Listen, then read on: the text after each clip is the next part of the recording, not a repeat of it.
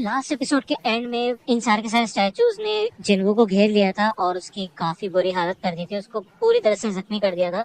और एंड में मरने से पहले जिन्वू ने यही कहा था कि काश उसको एक मौका और मिल जाता, तो जिसके बाद उसके आगे कुछ डिस्प्ले टाइप दिखाया गया था हमें। और उस ऑफर को एक्सेप्ट करने के बाद एक विंडो खुली थी जिसमें लिखा था कि कांग्रेचुलेशन, अब तुम एक प्लेयर बन चुके हो। और इसके बाद यहाँ पे हमें दिखाया जाता है कि जिन्वू को होश आता है और वो एक हॉस्पिटल के बेड में होता है। उसका हाथ और पैर जो कट चुके थे वो बिल्कुल सही सलामत होते हैं। और इससे पहले कि वो कुछ समझ पाए तभी यहाँ पे हंटर एसोसिएशन के सर्वेलेंस टीम के दो बंदे आते हैं, जिनमें से एक का नाम वो जिनचुल होता है, ठीक है, वो अपने आप को इंट्रोड्यूस करता है, और दूसरे का नाम कैंग होता है। और जिन्वू पूछता है कि आप लोगों को मुझसे क्या काम है, तो जिनचुल इधर जिन्वू को बताता है कि तुम 3 दिन से बेहोशी की हालत में थे। यहाँ पे जिन्वू मिस्टर सोंग और जूही के बारे में पूछता है और वो दोनों ही सही सलामत होते हैं। लेकिन मिस्टर सोंग ने अपना एक हाथ खो दिया है, जिस वजह से अब वो एक हंटर नहीं बन सकते और वो रिटायर हो चुके हैं। वही दूसरी बार अगर हम बात करें ली जूही की, तो वो ट्रॉमाटाइज हो चुके हैं बुरी तरह से और अभी उनकी थेरेपी चल रही है। उनकी कंडीशन को देख के ऐसा लगता है कि अब वो फिर से हंटर नहीं बन पाएंगे। जिनचुल बताता है कि सिर्फ 6 लोग बचे उस डबल डंजन से जिससे तुम्हारा सामना हुआ था। एक हंटर की जॉब सच में काफी ज्यादा खतरनाक होती है, लेकिन फिर भी जब व्हाइट टाइगर गिल्ड वहाँ पे पहुंचे तो उन्हें उधर कोई भी डंजन नहीं मिला सिवाय तुम्हारे। रिपोर्ट्स के हिसाब से जो भी स्टैचूज की बात की गई थी, जो डेड बॉडीज की बात हुई थी, वैसा हमें वहाँ पे कुछ भी देखने को नहीं मिला। अगर रिपोर्ट्स में थोड़ी सी भी फेरबदल होती या फिर हमें किसी पे भी शक होता तो हम तुम्हारे ऊपर ही शक करते। इसका मतलब ये है कि तुम सभी लोगों ने एक ही चीज देखी और तुम में से कोई भी झूठ नहीं बोल रहा। लेकिन सम जिन्वू, तुम्हें फिर से अवेकनिंग महसूस हुई, क्यों है ना? तो अब जैसे कि मैंने आप लोगों को पहले भी एपिसोड में बता रखा है कि एक इंसान सिर्फ एक ही बार अवेकन हो सकता है और उसी समय उसके ताकत का पता चलता है कि वो कितना ताकतवर होगा, ठीक है, वो उस ताकत को बढ़ा नहीं सकता। लेकिन कुछ केसेस में ऐसा होता है कि एक इंसान फिर से अवेकन हो सकता है और उसके बाद उसकी ताकत इतनी बढ़ सकती है कि वो ए रैंक या फिर एस रैंक का भी हंटर बन सकता है। तो ये सुन के जिन्वू एक्साइटेड हो जाता है और ये लोग एक माइलस्टोन लेके आए होते हैं जिन्वू की ताकत को पता लगाने के लिए। लेकिन भाई ये मीटर में दिखाया जाता है कि उसकी सिर्फ ताकत 10 होती है, यानी कि उसकी ताकत बिल्कुल भी बड़ी नहीं होती। और ये लोग यहाँ से निकल जाते हैं। ये लोग यही बात करते हैं कि भाई ई रैंक के जो नॉर्मल बंदे होते हैं ना हंटर्स, उनका 70 से ऊपर स्कोर होता है, इसका तो 10 है यार, ये तो नॉर्मल सिविलियन की तरह ही है। जिनचुल बंदा कहता है कि वो डंजन तो गायब हो चुका है इसलिए हम उसको एक्सप्लोर नहीं कर सकते, लेकिन ये बंदा जिंदा कैसे बच गया?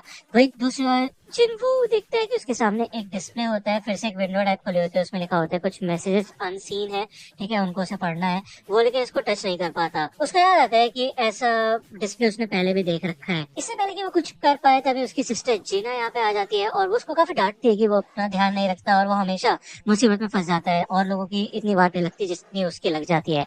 तो जीना यही कहती है कि अगर तुम सुधरोगे नहीं तो मैं स्कूल वगैरह छोड़ के खुद जॉब पे जाऊंगी, जिससे तुम्हें इस खतरनाक काम पे ना जाना पड़े, ठीक है ना, समझ गए ना? तो जिन्नू कहते हैं कि हे ठीक है मैं समझ गया, लेकिन तुम्हें ये चीज दिखाई दे रही है?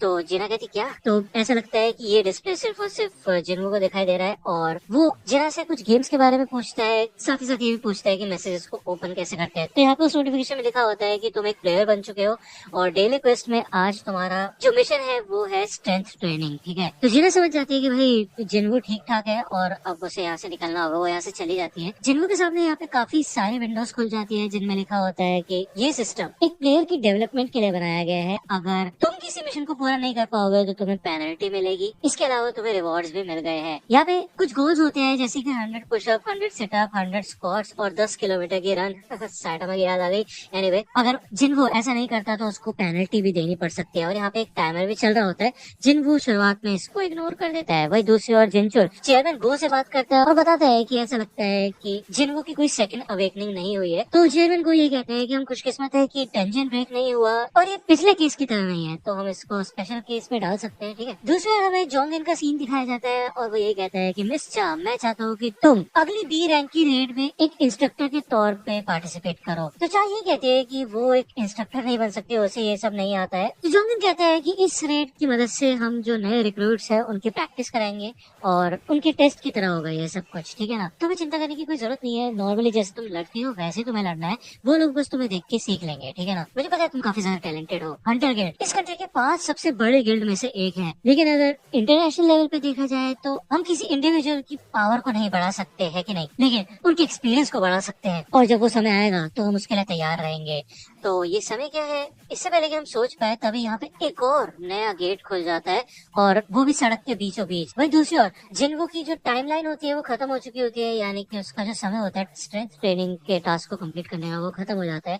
यहाँ पे जमीन हिलने लग जाती है और वो इधर किसी और ही दुनिया में आया था भाई। ये पूरा रेगिस्तान होता है, दूर दूर तक मिट्टी होती है और पीछे भाई एक काफी खतरनाक मॉन्स्टर होता है। हमें इस विंडो में दिखाया जाता है कि ये जिन्वो का एक पेनल्टी क्वेस्ट है, यानी कि अब उसकी पेनल्टी शुरू हो गई है और इसका जो गोल है वो है 4 घंटे तक जिंदा रहना। तो जिन्वो कहता है भाई मजाक चल रहा है क्या यहाँ पे। इधर नर्सेस आती है और वो देखती है कि जिन्वो के कमरे में वो है नहीं, वो उसको ढूंढना शुरू कर देती है। वही दूसरी ओर जिन्वो यहाँ पे अपनी जान बचा के भाग रहा होता है, वो लगातार इस मॉन्स्टर से बच के भाग रहा होता है। वही दूसरी ओर नर्सेस उसको ढूंढ रही होती है, उसके पसीने छूट जाते हैं भाई, उसकी हालत खराब हो जाती है और लिटरली यहाँ पे फाइनली जाके इसका ये क्वेस्ट खत्म होता है पेनल्टी वाला, और इसके बदले में उसको रिवॉर्ड भी मिला होता है, ठीक है ना। सुबह होते साथ ही जिन्वो समझ जाता है कि वो इस चीज को हल्के में नहीं ले सकता, उसको सच में ताकतवर बनने के लिए स्ट्रेंथ ट्रेनिंग शुरू करनी होगी। वही दूसरी ओर जूही को कांटेक्ट किया जाता है, एक डी रैंक का गेट ओपन हुआ है हेपजोंग में और वहाँ पे उसकी जरूरत है। तो जूही को ये भी बताया जाता है कि संग जिन्वो अब जाग चुका है अपनी नींद से, ठीक है ना। तो इसे सुन के जूही काफी ज्यादा खुश होती है। वो फ्लावर्स लेके हॉस्पिटल पहुंचती है जिन्वो से मिलने के लिए, लेकिन यहाँ पे कुछ नर्सेस देख रही होती है कि जिन्वो पूरी तरह से भाई लगा हुआ होता है प्रैक्टिस करने में, अपने आप को स्ट्रॉन्ग बनाने में, और वो भागने में लगा हुआ होता है, ठीक है। 4 दिन हो गए उसको डिस्चार्ज हुए हुए और वो अपनी पूरी ताकत लगा रहा होता है इधर। उसे एक चीज ये समझ आ चुकी होती है कि ये विंडोज एकदम असली है और उसके खुद के स्टैट्स को दिखाती है। उसको 3 अलग अलग टाइप के रिवॉर्ड्स मिलते हैं। पहला है फुल रिकवरी, जिसको बोलते साथ ही वो पूरी तरह से एकदम ठीक हो जाता है, उसकी सारी थकान उतर जाती है, ठीक है, एक तरीके से फिर से रिचार्ज हो जाता है। दूसरी चीज है एबिलिटी पॉइंट्स। इन पॉइंट्स को वो अपने हिसाब से बांट सकता है और वो ज्यादातर पॉइंट्स स्ट्रेंथ पे लगा रहा है, जिससे कि वो और ज्यादा ताकतवर बन पाए। इसके अलावा एंड में उसे एक रैंडम रिवॉर्ड बॉक्स मिलता है। अक्सर उसे नॉर्मल बैंडेजेस वगैरह ही मिल रही थी, लेकिन आज उसको एक चाबी मिलती है। इस चाबी की वजह से वो एक इंस्टेंस डंजन में जा सकता है, टेलीपोर्ट कर सकता है, जो कि हेपजोंग सबवे स्टेशन के एग्जिट नंबर 3 पे है, ठीक है ना। तो ये सब भी उसके प्रैक्टिस के लिए है, जिससे कि वो और भी ज्यादा ताकतवर बन सके। यहाँ पे न्यूज में बताया जाता है कि नए डी रैंक के गेट्स ओपन हुए हैं इन लोकेशंस के ऊपर, और एक सी रैंक का गेट भी ओपन हुआ है अपर ईस्ट एरिया में। यहाँ पे जिन्वो अपनी मॉम से मिलने आता है और हमें एक फ्लैशबैक दिखाया जाता है जब जिन्वो की मॉम उठ नहीं रही होती है और जिन्वो और जिना दोनों के दोनों काफी ज्यादा परेशान हो जाते हैं और उनको हॉस्पिटल लेके आते हैं। तब इनको बताया जाता है कि ये एक इटर्नल स्लीप डिजीज है, जिनको ये लोग अंतिम आराम भी कह सकते हैं। ये एक ऐसी डिजीज है जो कि उसी समय आई थी जब ये गेट्स आए थे, और तकरीबन 10,000 लोगों में से एक इंसान को ये हो जाती है। ऐसा माना जाता है कि माना की जो एनर्जी है उसकी वजह से ऐसा हुआ है, तो इसी वजह से यहाँ पे जिन्वो अपनी पूरी ताकत लगाता है, वो पूरी तरह से प्रैक्टिस करना शुरू कर देता है। हमें फ्लैशबैक में फिर से दिखाया जाता है कि जिन्वो डिसाइड करता है कि अपनी मॉम को ठीक करने के लिए वो एक हंटर बनेगा, लेकिन हंटर बनने के बाद भी वो कुछ ज्यादा कर नहीं पाया, और अब अगर देखा जाए तो जिन्वो दिन पे दिन और भी ज्यादा ताकतवर होता जा रहा है। वो यहाँ पे हेपजोंग स्टेशन के एग्जिट नंबर 3 के पास आता है उस चाबी का इस्तेमाल करने के लिए, इस गेट को ओपन करने के लिए। तो उसे पता होता है कि उसके पास चाबी है, तो वो भाई कभी भी आराम से इस गेट से बाहर निकल सकता है, जिसके बाद वो इस गेट को ओपन कर देता है और अंदर घुस जाता है। उसके अंदर जाते ही ये गेट लॉक होने लग जाता है और उसे एहसास होता है कि यहाँ पे एक लड़की निकल के जाती है, और इसका मतलब ये है कि वो एक अलग ही डायमेंशन में आ चुका है। इसका मतलब ये है कि अब जब तक वो इस डंजन के बॉस को नहीं हराता तब तक वो यहाँ से बाहर नहीं निकल सकता, या फिर उसके अलावा वो एक टेलीपोर्टेशन स्टोन का इस्तेमाल कर सकते हैं ऐसे बाहर निकलने के लिए। तो वही सोचते हैं कि उसने आज से पहले तो कभी अकेले किसी डंजन में किसी बॉस को हराना तो दूर, नॉर्मल बीस को नहीं हराया, तो वो करेगा क्या। तभी उसके सामने यहाँ पे 3 गॉब्लिन्स आ जाते हैं और वो याद करते हैं कि पहले गॉब्लिन्स ने उसकी बहुत वाट लगाई है, लेकिन यहाँ पे अब वो इनसे लड़ने की कोशिश करता है। थोड़ा पिटने पिटाने के बाद वो इन गॉब्लिन्स को मारना शुरू करता है और तीनों के तीनों को खत्म कर देता है। उसे समझ आ जाता है कि वो काफी ज्यादा ताकतवर हो चुका है। तभी पीछे से एक वुल्फ टाइप का बीस्ट आता है, जिसके दांत भाई लोहे के बने हुए होते हैं। वो यहाँ पे जिन्वो का जो नाइफ होता है वो भी काट देता है। उसके पैर भी नहीं हिल रहे होते, उसे काफी ज्यादा डर लग रहा होता है। उसे समझ नहीं आता कि अब वो क्या करे। ये वुल्फ जिन्वो के गाल पे खरोच भी मार देता है और जिन्वो को याद आता है कि उसके पास कोई हीलर नहीं है, तो उससे यहाँ पे अपना को संभाल कर रखना होगा, नहीं तो उसका खेल खत्म हो जाएगा, ठीक है। ये वुल्फ यहाँ पे आगे बढ़ते हैं जिन्वो के ऊपर हमला करने के लिए, और ये एपिसोड यहीं पे खत्म होता है। अगर आपको ये वीडियो पसंद आई तो लाइक करना, सब्सक्राइब कर लो अगर चैनल पे नए हो तो। मिलता हूँ आपसे अगली वीडियो में, तब तक के लिए गुड बाय।